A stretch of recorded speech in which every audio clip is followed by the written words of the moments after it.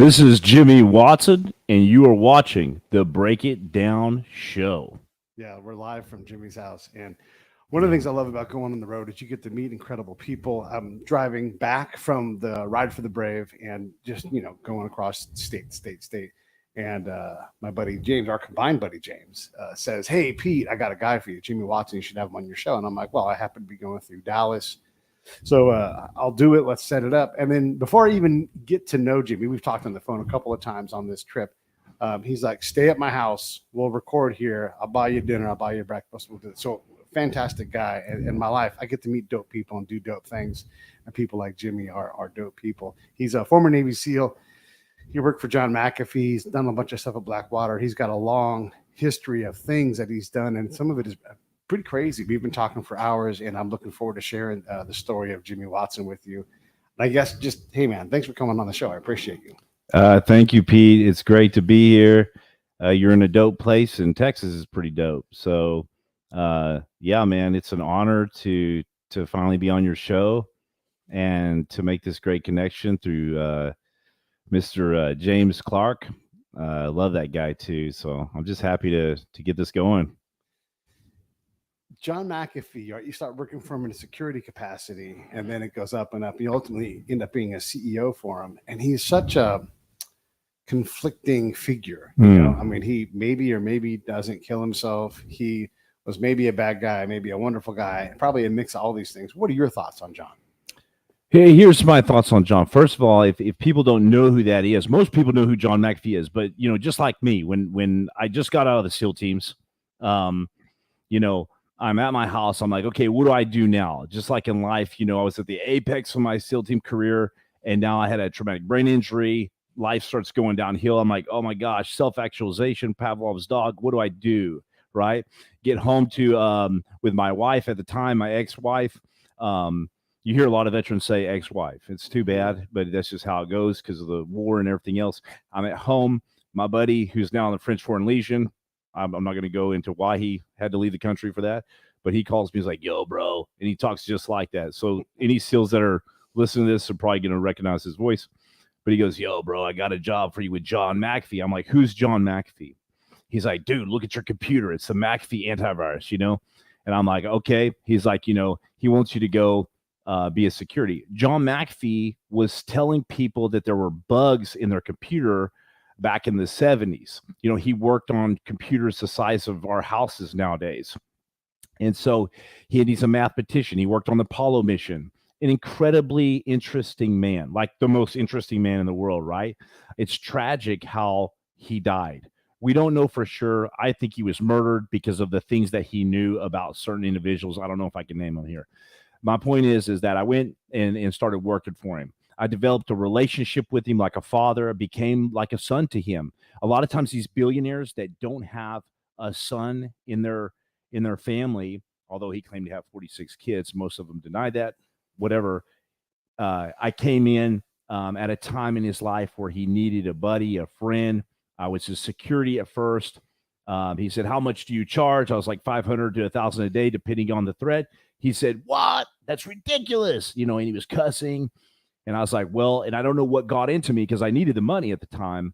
I don't know what got into me, but I said, well, it's your life, sir. Yeah. And so to beat John McAfee in a negotiation was like, a mission impossible, but that was our first interaction. He was cornered. And so he said, I only pay my Green Berets $250 a day. I said, "It's your life." He said, "Okay." And so I started working for him, and I started to understand who this man was behind the mask. Incredible man. At first, I thought he was lying about everything, and he was just on meth or something. I thought, no way this guy can be serious. But I soon realized that everything he said would come true. And so that was my first interactions, and it was pretty deep. Yeah. Guys like us who go and do a lot of combat things, we tend to be risk takers. We sort of self-select into these harder things. It's certainly easier to do, I've got 1,000 combat missions. You've gone out and worked for this world CEO guy and a guy who was hunted by a lot of people. Why do guys like us do that? You know a lot of SEALs. You probably know a lot of Green Berets like I do. Why do we self-select into these higher risk things? Well, I think it's important to identify the three core desires of a man. I know nothing about women. I don't pretend to. And if a guy does say that he does know something about a woman, he's full of bullshit, basically. I'm trying to cut down on my language because I got the sailor's mouth, so I try to spell them out. Thank you so much. A man's core desires. He wants to rescue a princess from some dragon or castle, right? A damsel in distress. Right. He wants to go on an adventure. And then the second thing or the third thing is that he wants to fight some type of battle. Yeah. And I was talking to you earlier today about how we have a wild heart. We have a wild heart from the time we're little. So we're picking up sticks from the time we're little boys, and we're making a bazooka out of it, a rifle, or a spear of some sort. Where does that come from? Where does it come from? And so that develops, in this society wants to drag our little guys inside now and say, no, you can't do that. You're a weirdo, Johnny. And so they bring them inside. And what do? They play Fortnite. They yell at each other on things like this microphone, and play Call of Duty. Yeah. And so you can't take that away. So it's inherently instilled in us. And I think it's a drive to do something important. And really what it is I think the deep psychology of it is seeking validation. And a lot of times it's for the wrong reasons, but sometimes it's for the right reasons, for freedom. Yeah. And that was my main cause. I wanted to be a SEAL from the time I was little, Pete? Yeah, no, I do. And that risk seeking validation, it equals taking greater and greater risks, working harder and harder, being more and more fit. And really, when I talk about guys who are special operators, we're alpha of alphas, right? And then you get into the alpha of alpha group, and you're still trying to sort out, and you're like, pour more on my back, give me more things. I don't need to sleep. A little tobacco, a little rip it, whatever it is. Let's go forward. Let's go forward. And we don't ever have that. Like, people talk about work-life balance. Like, we're like risk-life balance. Like, how do we get that? And that is a huge cost from living like that for a long time. Yeah. And we go so hard. And I really think it's because a lot of us are wounded inside, and we go out and we accomplish certain things. We look for validation in women. They don't know how to validate because masculinity bestows masculinity. And if we do give them the right to validate us, now they have the right to invalidate us. And so we're like, golly, man, the relationship was great at first because she was calling me a hero. And now she's calling me a zero. Yeah. So now what do? Well, now I'm going to go to title. I'm going to go for the hardest things possible in life to get recognition, to get some type of self-worth. And then what we find out, like when I got out of the SEAL teams, I went to the Marines first, Blackwater, SEALs, trying to get these titles. But then when I found out, eventually I got out, and that wasn't enough. It was all emptiness. It was like sand going through my hands, and it was. And it's a hard transition coming out of the military in the civilian world, as you know, Pete. Yeah. No, I know. About 0 for 1,000 on jobs interviews. You fill out applications. You're like, I swear to God, I can do stuff. And, Absolutely. And all of my the people I knew were all warlords or criminals or murderers, and it's like, that's my job, is to get to know these hard people, so I can help guys like you figure out what to do next, right?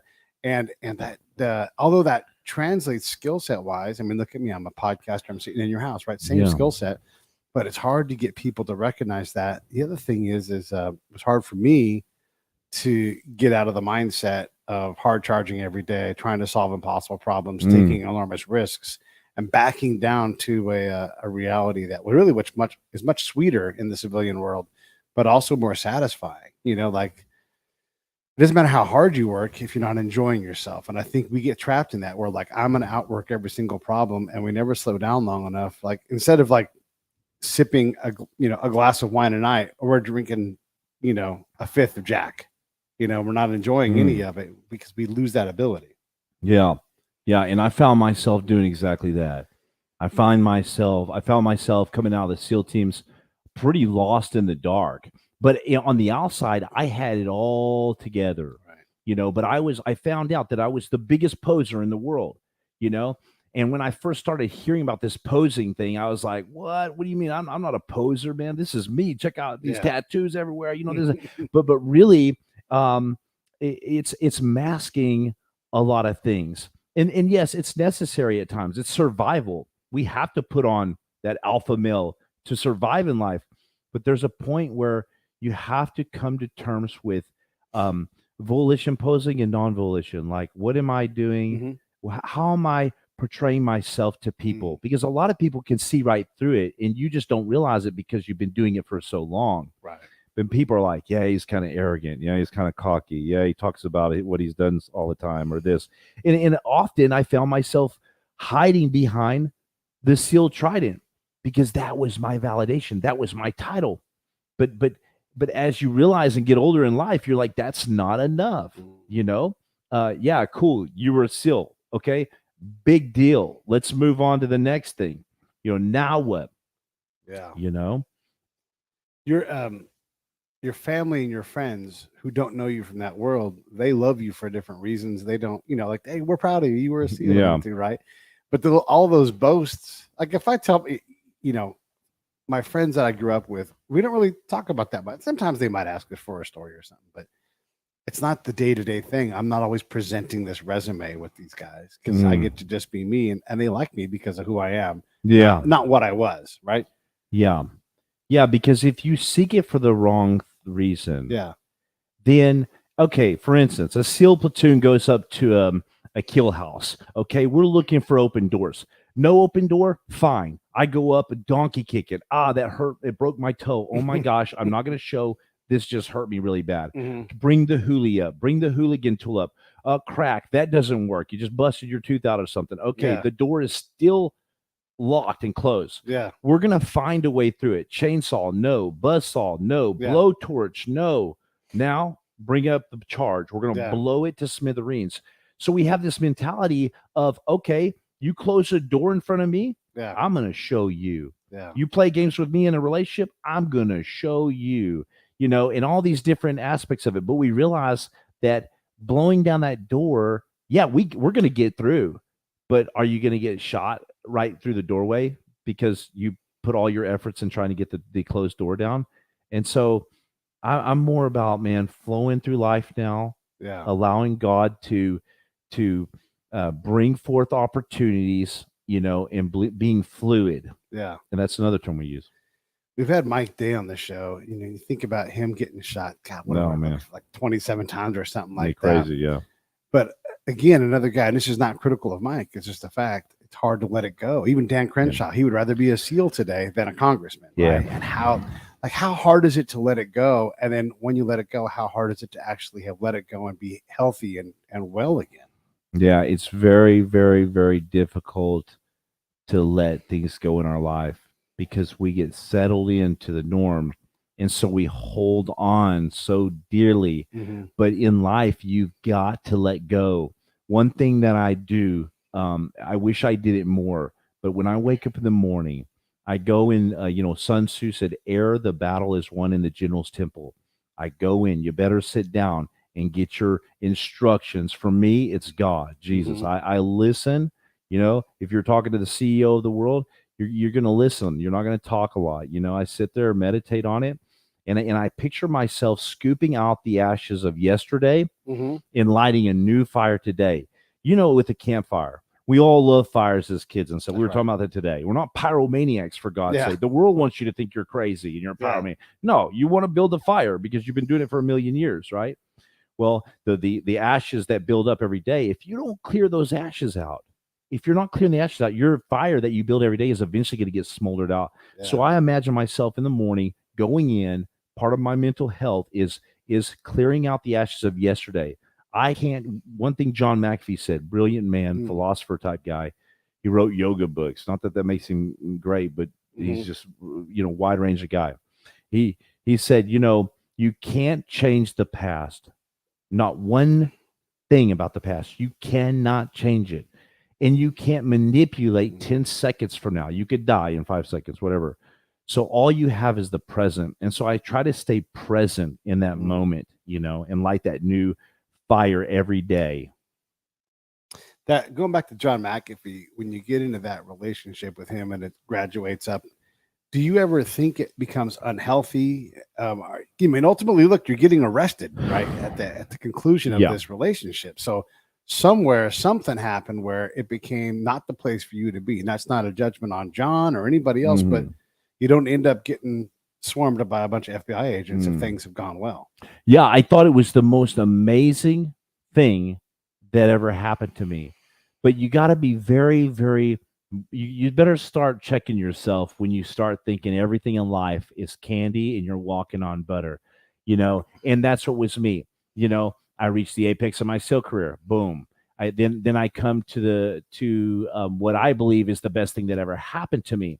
But I found myself saying, I would rather die than go back to the way I was. This is where I'm supposed to be. I eventually was promoted through the ranks. I went from his security guard to his right hand man to executive advisor to now CEO, president of his whole team McAfee and McAfee crypto team, two companies. And so I'm sitting there in this beautiful office, but I'm also have a very unhealthy lifestyle. I'm blasting cocaine. I'm drinking all the time. I'm still doing business deals. I'm doing this and this and this. But the problem is I'm saying I'd rather die than leave this. Yeah. And when we put something or someone on a pedestal this high, which I was putting John McAfee and everything else besides my wife, God, and everything else in my life on a pedestal, and I was bringing it up here and I was raising it.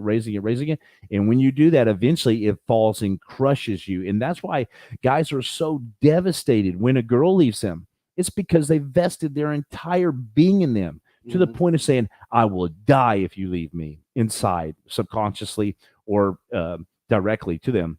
So, yeah, it's very, very, it's a scary situation to be in. And that's exactly what happened to me. As I came crashing down, we had a huge breakup, and then I went on a 2-year sabbatical, sailing around the world, Spain, doing Muay Thai in Thailand. I was living in Koh Samui, doing fighting in Thailand, all this stuff. But once again, seeking validation for all the wrong reasons, posing really, whether I knew it or not. And now I look back and I have all this like, golly, what was I doing? And being arrested by 15 FBI agents, going back to that, is the best thing that ever happened to me. Yeah. It's the best thing. And we'll lead into that, I'm sure, but it's the best thing that ever happened to me because it's what had to happen to wrangle me in. I didn't understand the charges at first, but I soon realized them. And it was in connection with John McAfee.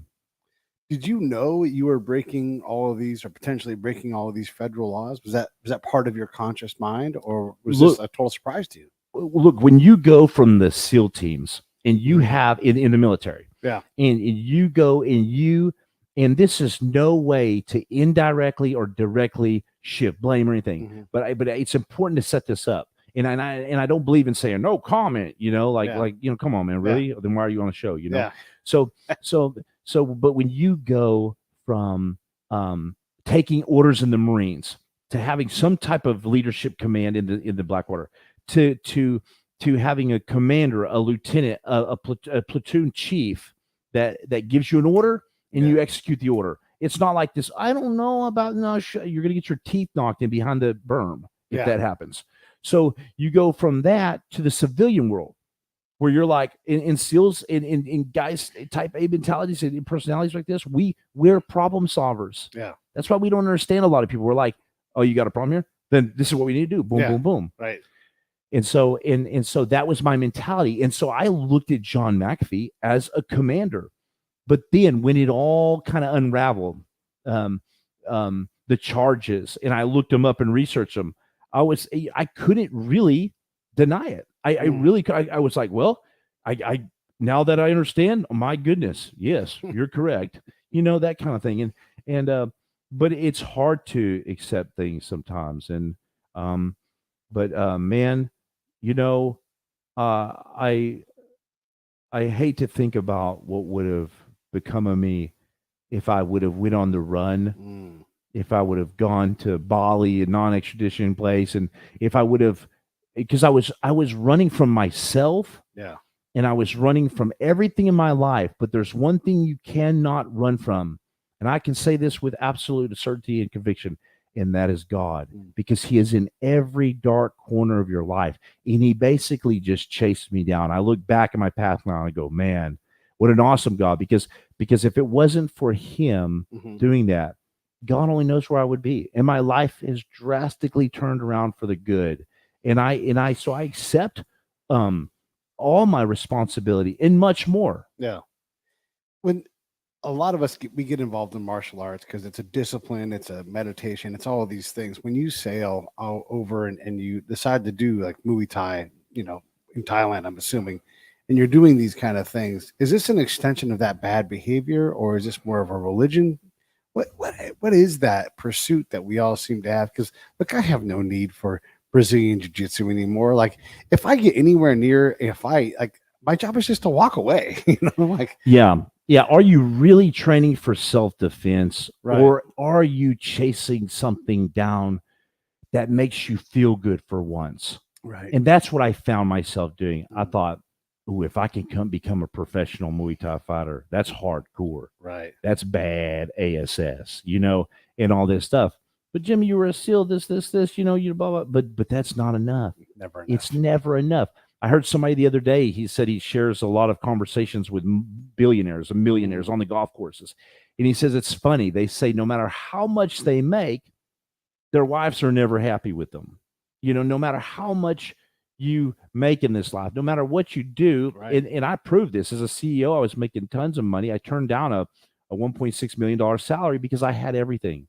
And so as a president CEO of the company, I had everything. And I when you make that kind of money, Mhm. when you have that much power, when you have a Bentley and all these different things, then you don't think, first of all, you don't think there's any way that it could be taken from you. Right. Oh, it can overnight Mm-hmm. by many methods, by many different little devious things. Your own vices, Yeah. your ex, whatever, the law enforcement, whoever. So you don't realize that you can be taken down like Nebuchadnezzar in the Bible when he says, I did all this. Oh, did you? Okay, now you're going to be roaming around like a beast in the fields. And so we don't realize it can be taken away. And so we live on this high in life until it comes crashing down. One of the things that we also get is, and I'm not a SEAL, so I don't have a trident as like a badge that says, hey, hey, Pete's special, but you do get treated Pete, differently. you're special. Let me tell you something. I've been talking to you for the last 2 days. Yeah. Whatever it is. And I'll tell you, you're pretty dang special, man. When somebody says they're a spy, you go at first, you're like, I don't know, man. Yeah. But let me tell you something. Pete's the real deal. Verifiable. I love it. Love you, man. I love it. I love you too. And this has been wonderful getting to know you. Yeah. Yes, I'm special, and I accept You that. are special. But what I'm saying is when you leave the camp, when you do these things, people do things to enable your ability to do that. They defer, they block, they hide, they do all these things. And that's a part of that CEO payment where you expect this special treatment because you're doing things that are really in no way normal, right? And that is a very delicious intoxicant. And it's hard to wean off of. You look around, you're like, why am I not being treated special anymore? And I struggled with that quite a bit. I'm like, wait a second, because I had all the commanders' attention. The commanders above that and generals would be like, hey, where's that Pete guy? And they wouldn't even know who I was, right? Mm-hmm. And that's the ego getting inflamed and enriched and everything. And then when all that went away, it was heartbreaking. Yeah, it's extremely unhealthy living. And we find ourselves doing that on a relationship level too. I found myself in the past, and you have to check yourself. Like, am I seeking validation from my girlfriend, from my wife, from my spouse, from money and stuff? If something makes you feel like super high, and then you have a super low until you find that high again, that's an addictive trait. It can be on numerous different levels, and it's very dangerous because you're seeking validation from the wrong places. Mm-hmm. And I'll tell you, when you do that, you set yourself up for disaster because you're living off of other people, and people are not going to be able to help you. It's within. It's in a spiritual context. For me, it's God, Jesus. Yeah. I'm gonna get into your turnaround here in a minute, but first I want to say, everybody, hey, will you just subscribe to the Break It Down Show? Super easy. Go to breakitdownshow.com, click on the PayPal link, and just invite your own subscription. You want me to do something for you? Let me know what it is. Or you can go to savethebrave.org, click on the donate tab and do a monthly donation. And that's a good cause. If we're not your kind of charity, find a charity and do something. Lean on those problems because, folks are desperate for your help. We just drove across the country and met hundreds of people who are all desperate to work on veteran suicide. Whatever your thing is, go do that thing special and support the Break It Down show. That's always smart. Buy one of those shirts. They're pretty cool.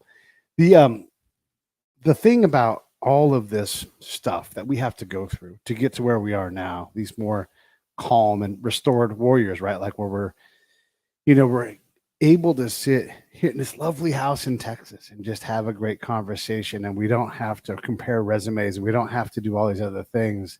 It is a very nice journey to get to. Can we do a better job of getting there? Because I know if you would have asked me these things 10 years ago, I wouldn't even know that I had a problem, right? Like it would be impossible to fix me or get me going in the right direction because there wasn't a thing wrong, and yet everything was wrong in my life. Yeah, absolutely. There's many things we can do. I think the biggest thing that we can do, the most powerful thing that we can do, is sit down in the morning and really think about, where am I going? Where have I been? Mhm. And now what can I do to change my situation? Am I paying on a debt of worry that's not even there? The Bible says, be anxious for nothing, but in everything be, thankful and prayerful. I don't know the addresses to a lot of scriptures, Yeah. but all I know, man, is that it works. And so the main thing is to really evaluate your life and what's been really going on. What are you doing to escape from what you really need to be focusing on? Yeah. You You've got you worked at Blackwater, which they've got a reputation, somewhat rightfully so. Some of it's ill-earned and bullshit. But when you work at Blackwater, you're working at a place with a lot of people who are not behaving very well. I mean, I don't know if you know Morgan Shepherd, but he wrote this great book about all the craziness that was going on there. There are a lot of people that went just to go and have a gun and be able to go do things. Yeah. Is that job a reflection of the kind of guys that we are when we're trying to find it? Like, yes, this is badass, this everything else, or is that Blackwater mystique that's negative and doesn't exist anymore? New company, it's been changed a couple of times. Help me understand some of that, man, because I struggle with it because I met a lot of really good dudes at Blackwater, but I also met a lot of douchebags. This is a phenomenal question because it's not the company, right? It's the caveman in us. It's the wild at heart. Yeah. You put a guy. We were talking about this last night. One of those amazing fajitas. You put a guy in a war zone. Yeah. And now you try to restrict him with rules. You put a lion in a zoo and put all kinds of restrictions on him. The trainer falls in the cage. I use this analogy a lot. He falls in the cage one day. He gets eaten, and everybody's like, "Oh my gosh, that's terrible." Well, is it? Is it? The problem is that you have to turn into a freaking animal in war to win. And when you try to put rules on that, man, bad things happen to everyone around. Now, I saw some wild cards. Yeah. And if I saw a wild card as a team leader on a quick reaction force, I was a team leader of quick reaction forces in Baghdad mostly.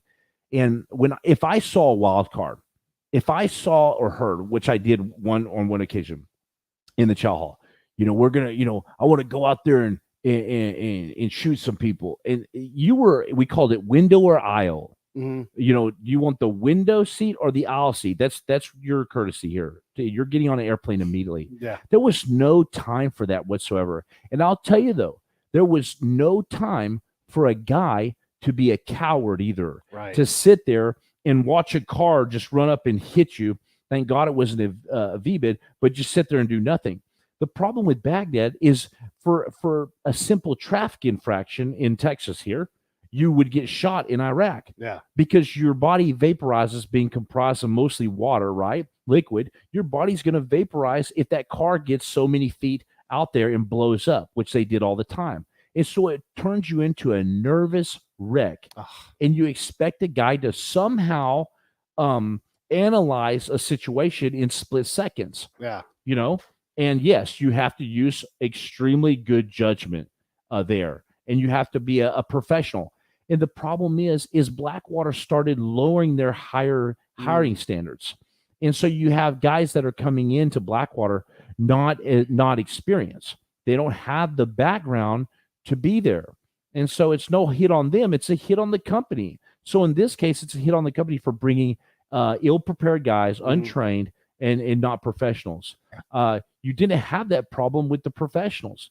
But then what happens a lot of times in a company like Blackwater, because I was there from the ground zero up, almost I wasn't on the cars I detail, but from 04 to 08, I was there 4 years in Baghdad pretty much until I got hit.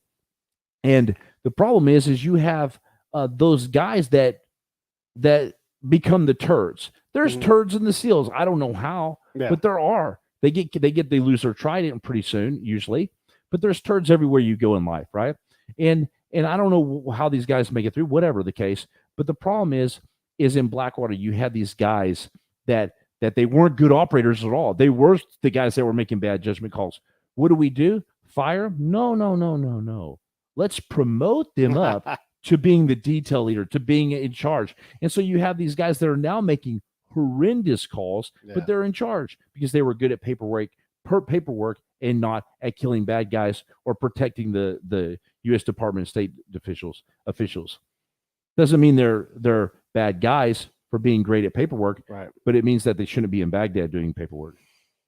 Yeah, there's those guys that want to go do the hard work and they don't have the calmness, the experience. I remember when combat slowed down for me, when it was no longer this frantic, oh my God, what's going on? And I was able to go like, this is, and it might look like I'm doing something quickly, but my brain is working at a much slower level. Like we talked to a guy yesterday about like how to operate a pistol, and it's like, well, there's plenty of time. Like once it slows down, you're like, yeah, maybe I pull it out, maybe I check it, whatever. It's not like I must act right now. That's the fast non-combat familiar brain. You take those folks who can't do that, they can't change that gear, that are maybe living a fantasy thing. But also, and I want to mix these things together. There's a misconception that people who go and work for Blackwater or contractors are mercenaries. The vast majority of contractors are doing admin or property book or medical post, like the postal people. Are they mercenaries? No, like they're just working the post office, because you have all these jobs. And so I wouldn't even say that Blackwater was full of mercenaries. I would say it was people that have the capability to carry a weapon and keep something safe.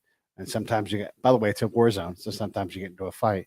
But when you mix all of these things together, the people that shouldn't be there trying to satisfy the contract, because you get paid for every butt in a seat, and it's like, hey, bend a rule here, this guy will stay or whatever. It gets to be really messy.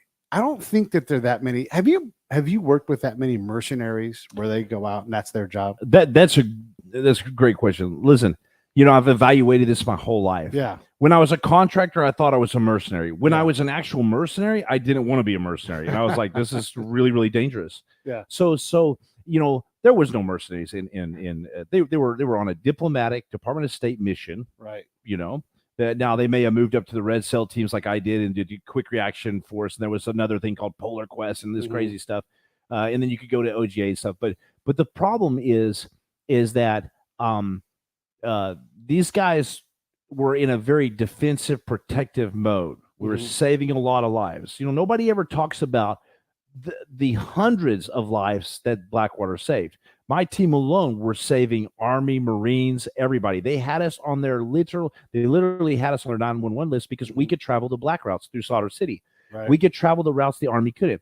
We could shoot back when the Army had to ask for permission. That's no hit on the Army. It's a hit on their leadership. Right. So later on in life, I was always chasing that thing. I went to background Asia, piracy suppression, through the Malacca Straits, all kinds of things, through Suez Canal, all these crazy things, living in Thailand, living in Singapore, this stuff. And then later on in life, after the SEALs, I did get into I don't like to call it a mercenary thing because it just sounds downright dirty. Yeah. But the mercenary is more of a direct action. Right. And he can often be working for other governments, doing their work. And it's considered legal because, not all the time, but it's considered legal because it's under the veil of they're Department of Defense. I'm not going to say much in this regards, but I've worked in Nicaragua, El Salvador, and Colombia doing this type of work. And it was fun, but it's highly, highly dangerous. And it's very stupid if you don't have the qualifications and you don't have the ability to process that you are most likely going to die or end up in a dungeon if things go wrong. Ending up in a dungeon part, that's a real thing. I mean, if they grab you, you're going to get used for something, whether it's a dungeon or strung up. And I mean, I was in Baghdad when those 4 contractors got strung up to a bridge, and wow. and you realize the game is different.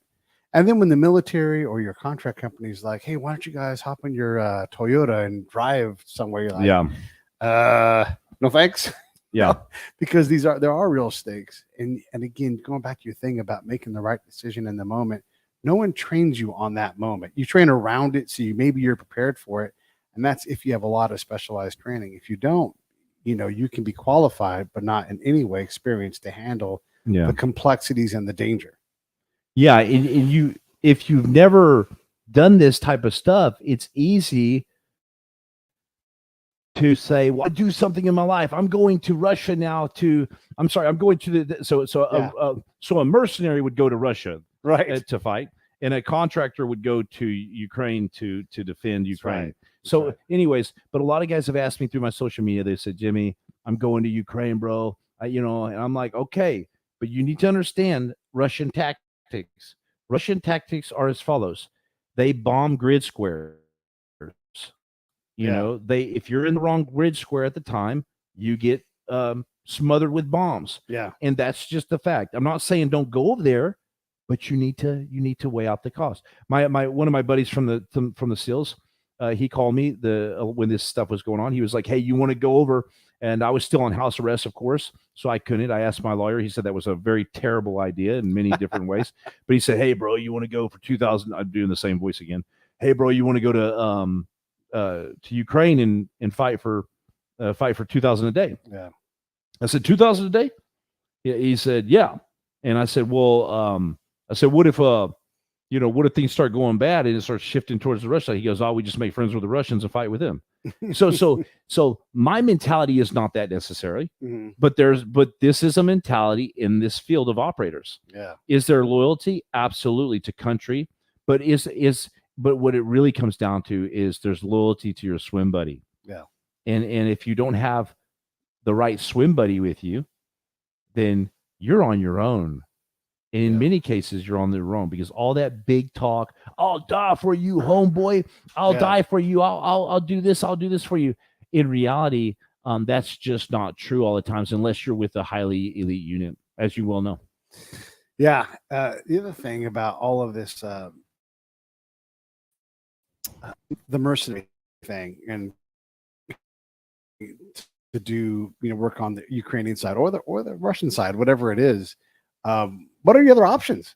Like, you may be into this thing, I can't be in the SEALs anymore because of a TBI or whatever it is, and I'd like to have a regular nice job where I maybe wear a suit or something, but nobody's knocking on my door and offering me $2,000 a day. I mean, if someone offered me $2,000 a day to do something, I'm going to think about it. It can be pretty horrible because I need money, right? And if I'm that guy, you're like, yeah, this is what I do. So we kind of sit in judgment about folks that are built for these things, but we don't provide any kind of a path reliably to get them into that next job, and it's always like, can you guard something? Well, sure, I can guard things, but in my case, I'm a spy. Why do you want me guarding something? And so SEALs are going to do what SEALs are going to do. We make them to be these hard dudes, and they have a shelf life, as 12 years, probably about the end of when they're like really should be doing that. And that's really the end. They might go longer, but not reliably.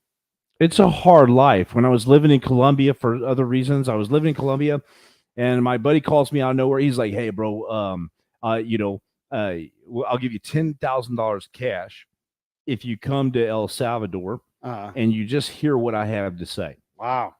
And I'm like, done. I go there. He gives me specific instructions. There's a suitcase at a hotel. This sounds crazy, but you know what? I don't care anymore. Google me. I mean, some of it may make sense. So I go to the hotel, and he says there's going to be a suitcase checked in. I was like, "You leave this suitcase in this dang hotel in El Salvador?" El Salvador is not the best country to be in, especially for a gringo man. I went there. I went to the thing. There was 10,000 in there. There was way more than that in there. I got the 10,000 out cash. He said, now go to this location. I went to that location. I heard what they had to say. It was a failed mission, but it was for the El Salvador government. They wanted us to kidnap the Nicaraguan, the ex El Salvadorian president that had been exiled to Nicaragua. Now it was all sanctioned. The El Salvador Navy was part of it because they were waiting off the coast. But the problem is they wanted the guy alive. It is unbelievably hard to kidnap a guy alive out of Nicaragua. So we discontinued that operation. But there's been a lot of different things like that you can get yourself into that you really need to be prepared to. You count the cost. Yeah. Are you willing to do that? I'm not willing to do that anymore. Yeah, me neither. We once had a guy. He's like, hey, listen, I know where a whole bunch of money is buried in a rock. Yeah. And we were like, that's probably real. Like, maybe it was, maybe it wasn't. We thought long and hard about setting up our own little black op and going and getting it, and then just quitting and calling it a day.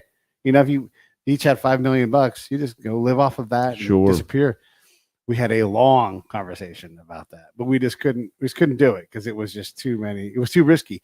But you set that situation up again with the right dudes again. It's like, yeah, why not? Let's go do it. And that again, that's not a real world to have these things happen. And it really poisons who we are and what the person that we ultimately want to be. Yeah. Well, I had a really good friend. You can look him up. I won't mention his name here, but he did time. He did serious time in basically a prison overseas, and he was released, thank God. But I thought he was going to be there for life. Yeah. And he was over there fishing and like where, and but he had a pistol on him and stuff. And anyways, it was a bad deal. Yeah. He barely got out. And so we fantasize about these things. We're chasing down these things that we think are sexy and that one day we'll be able to talk about to our kids and like, this is what happened. And man, I'm the most interesting man. But really, it's stemming from a place of brokenness. I really believe that brokenness is where you got to, and you had this turnaround. Let's talk about how that happens and how unlikely it is, because the next guy may not put the pieces together in the way that you did to make it work. Because a lot of it sounds like happenstance for you. Well, I call it. Here's what I call it. A lot of people would call it chance. A lot of people would say, Jimmy, I wish I had what you had, what you received that day. When God visited me, told me I was going to be a lighthouse to his people. Listen, I didn't believe in any of this. I believed in God. I believed in this guy, Jesus walked the earth and this happened, right? I believed in that, but I was so far gone. I was what I think was a dirtbag. I was hanging around with 1%ers at one time. I was just wild. I was so wild, my whole life.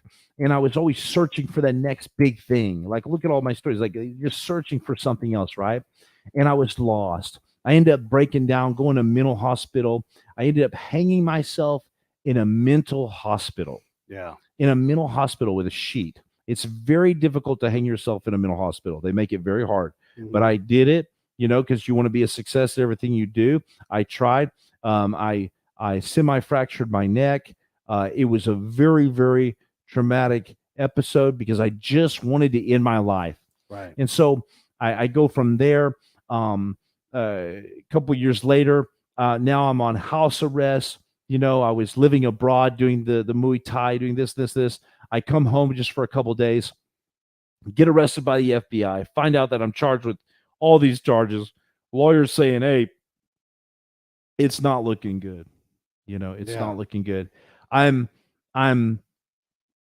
pretty much given up all hope. It's the proverbial Jonah in the well story where he's got a mission from God. And maybe a lot of people listening right now, they feel like they have a mission in life, but they just don't know what it is. And that's how I always felt. I felt like I had a mission, but I was running away from the real mission. And so as I'm running away, I get swallowed by the proverbial well. That's the Texas Federal Penitentiary. I go to the penitentiary for a little bit. I get released on house arrest. I got R2D2 talking to me. Jimmy, you're 40 years old. You're a loser. What are you going to do in life? You're going to go to prison. These things are highly advanced now, these R2D2 things. And I'm at my house here at my mom's house. I'm hopeless, brother. Yeah. I'm the walking dead. I'm literally at the end of my rope. I'm that guy. that's about to check out. Yeah. I was that guy that was about to literally check out of this world because I could not care any more or less. You've never seen a guy that wanted to live so bad, but that knew that he just had to die to end it. That's how I felt. And I look back at that and shake and shudder because I think, oh my gosh, what if I would have done that? What a terrible thing. Yeah. Because I had no idea what was around the corner. And your listeners, a lot of them right now are probably resonating that they have no idea if they just hold on. If you can just hold on another day, you have no idea what can happen in your life. And that's what was about to happen with me. I was on house arrest. I saw a program on TV that mentioned Operation Restore Warrior. I didn't believe in any of this stuff. I had been to the VA, diagnosed with 30 diagnoses, 30 different medications in a huge McDonald's-sized paper bag, walking around feeling like a loser now coming out of the VA. Spent some time at James Haley Veterans Hospital with a traumatic brain injury. Been through all the psychotherapies, been through all the PTSD treatments. Now I hear about this place called Operation Restored Warrior. And I reached out to him. I didn't even think the federal judge would allow me to go. Yeah. I ended up going, and my life was absolutely changed there. How, my friend? I sit down. I go to Operation Restore Warrior. I'm just happy to be out of the house. The federal judge lets me come out of the house. You got to keep in mind that I'm literally facing 15 years in prison at the time. This big, and you talk about a turnaround of events. You don't expect your life to do that. Yeah. You don't go from being at the apex of your game in the SEALs to this situation. It's hard to imagine, right? Well, so I'm sitting there at this table, and the founder of Operation Restore Warrior, Paul Lavelle, amazing man. He's like a mentor now, like a father figure to many people. He's sitting at the other end of this table, and he's looking at me, and he goes, "Jimmy, are you ready to get your heart restored?" And I said, "What does that mean?" And he's like, I was like, "What does that mean?" And he's like, and I'm a skeptic, and he's like, "You're going to 100% hear from Jesus when you're here, and you're going to be 100% changed for the rest of your life. You're going to know your mission when you leave here." And I laughed so hard. I said, "Bah!" I said, you guys don't really tell people this, do you?" I said, "No disrespect, but seriously, where I come from, 100% is a joke. You don't tell nobody that. That's crazy." They don't. And they said, they looked at me and they said, "Jimmy, do you believe that Jesus died and rose again on the third day?" And I said, "Well, yes, I do. I believe that, but I don't think it's for me. I'm lost. I'm hopeless." And they said, "Well, if that happened for him, could that not happen in this very short time here at Operation Restore? The ORW program, the drop zone, we call it a drop zone. It's not a retreat because we're not retreating, but it's a drop zone. You go there, and they said, 'Do you believe this can happen?' And I said, 'I guess, man.'" And so I went outside, and I'll never forget it, Pete. I walked down this lonely dirt road, man. It was overlooking Taylor's Island out in the sound there. It's near the Blackwater area, the training area and stuff. And I looked across that water. My life was over, man. Yeah. My life was over, Pete. I mean, if this didn't work, I was going to kill myself. I call out to God, and I said, "God," I said, "if you save me, like what they just said, if you're real in my life, if you can do what they just said, I swear to you, I will testify to what you did for me the rest of my life, whether that be one person or a million." Yeah. And I'll tell you, within the next 2 days, 3 days, my life was changed forever. Jesus visited me. I didn't see him, but you ain't got to see him to hear him like a siren going off in your head. And I heard, "Jimmy, you will be a lighthouse unto my people." And I was like, "What?" My shoulder was healed. Like, some crazy stuff happened there. We don't go into details because it's like a top secret mission. You don't want to go into the details because people aren't going to believe you anyway. So all you need to believe is it works. And I never heard of an organization, anything like this in my life. I didn't know it was possible. Within 3 days, brother, I knew what my mission was, to be a lighthouse unto his people. I came home, opened up a TikTok, 500,000 followers later within a short year. It's been phenomenal. Case getting dismissed. And just a phenomenal set of circumstances that I just that I'm thankful for every day. But I'm also just I thank God that it happened to me, but also I want people to understand that hope is here for them, and that the same thing that happened to me can happen to them. Okay, because God is no respecter of person. And so I thought when I came back from Operation Restore Warrior that I had to get you to go to Operation Restore Warrior to feel what I felt. But the truth is that my torch was lit there so that I can light other people's torches. And I hope that I'm lighting some torches right now in sharing that hope, that there is hope out there. It's through the power of Jesus. That's what I truly believe, brother. It's through the power of Jesus. Because if Buddha did it for me, I would be screaming Buddha on the rooftops right now.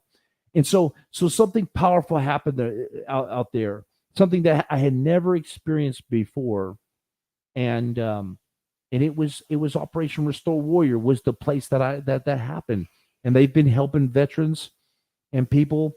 And you talk about an incredible a charity. The charity that you're doing, man, is awesome. This charity is awesome for people to look into. It's a 501c3, a non-denominational faith-based 501c that you can absolutely donate to and save a life, restore a life. Yeah. And the link is right there on the bottom of the page. Just look down right there. You'll see it.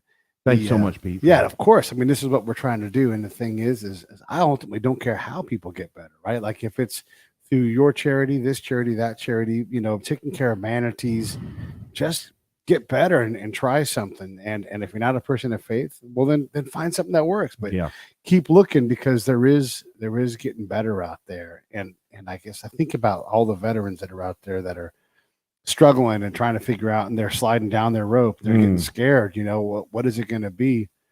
There's help. Don't be hopeless. Yeah, Pete. My thing is this. Is a lot of people look at my channel on TikTok and they say, Jimmy, I hate religion, but I just like you for some reason. I'm saying, listen, brother, I hate religion too. I don't go to church. It's not about some four-walled organization that was built 200 years after the death of Christ. It's not about that. It's about what we're doing right now, Pete. It's about communion with one another. A relationship is what it is with God, with Yahweh, Yeshua. It's about a relationship. I'm not pushing anything. I'm just telling people I'm a walking, talking testimony to the truth that set me free. And I like to share that, however I can. Yeah, no, and thanks for doing it. We need to hear these lessons. What do your peers say to this? You go talk to your other SEALs. Man, you brother, guys are bananas.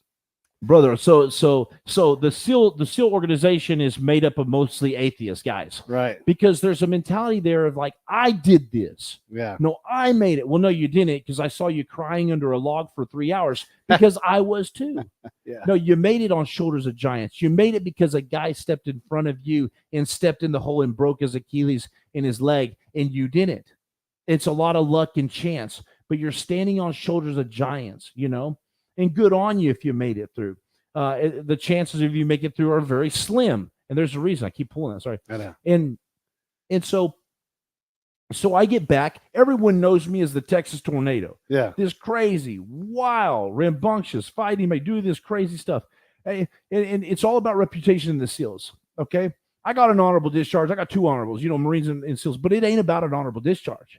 Honor is not on a piece of paper, my friends, because I know super honorable guys that got on that got out on dishonorables, and I know some straight up integrity violating commanders and everybody else that straight up will sell their soul and get an honorable and have a stack like a Russian general. That you know what I'm saying, dude? Giving yourself awards, writing yourself up. I did this. I jumped on a grenade, and Silver Star. Yeah, exactly.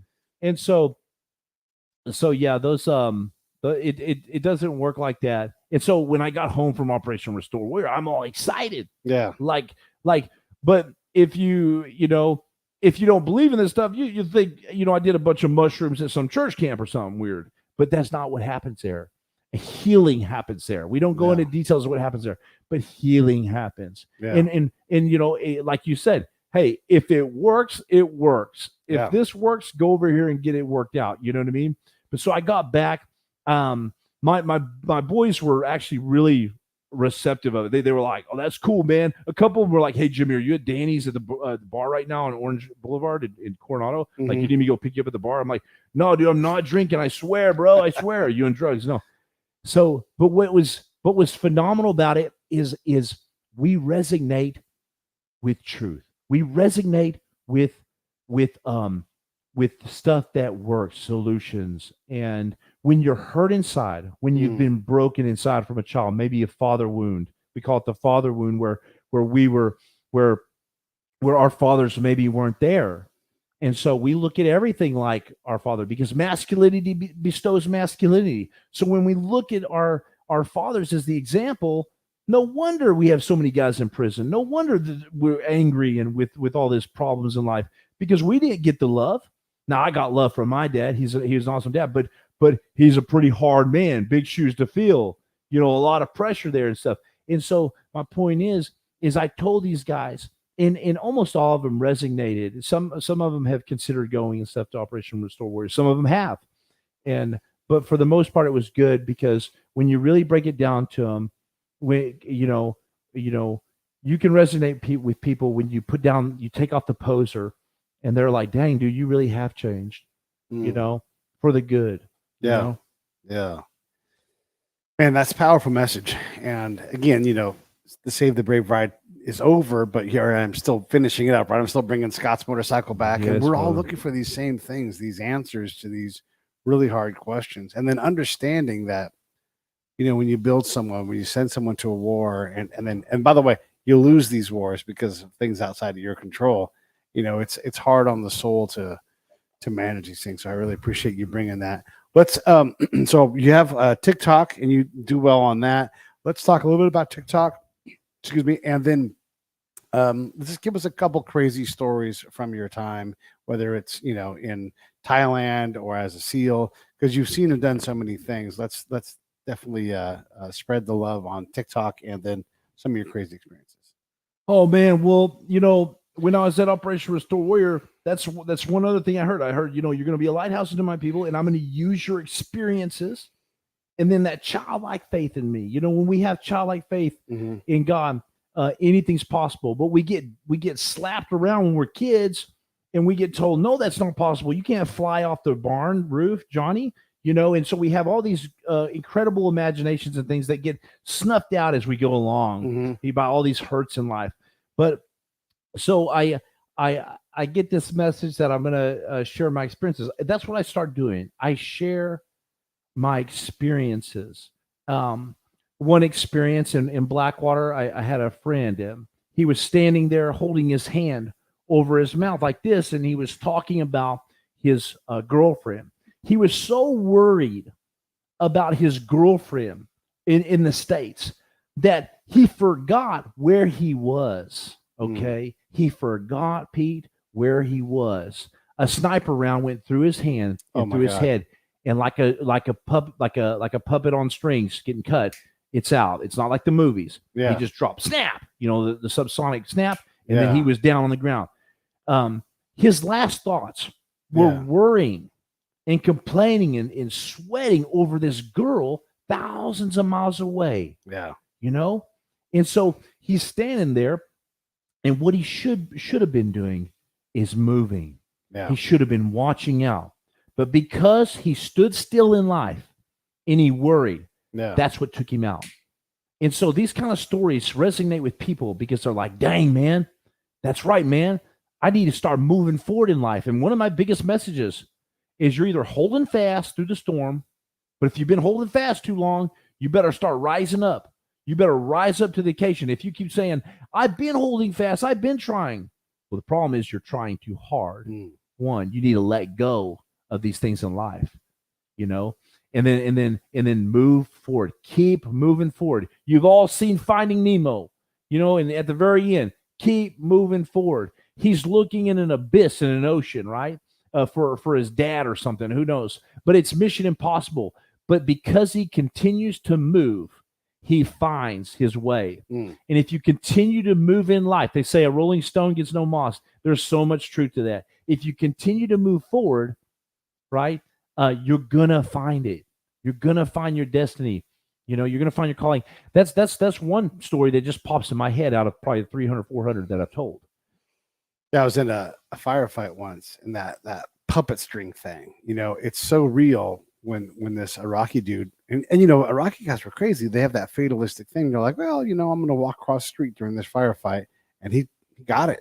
And one instant he was alive and walking across the street, and the next he didn't even make it across. He's crumpled straight down. And in my brain, he just kind of fell into a pile of mush. Obviously, he felt differently than that, but it was so instantaneous. It was shocking. I try to explain it to my friends. So you've seen this, and what that looks like, and it's just crazy. And I wanted to mention that.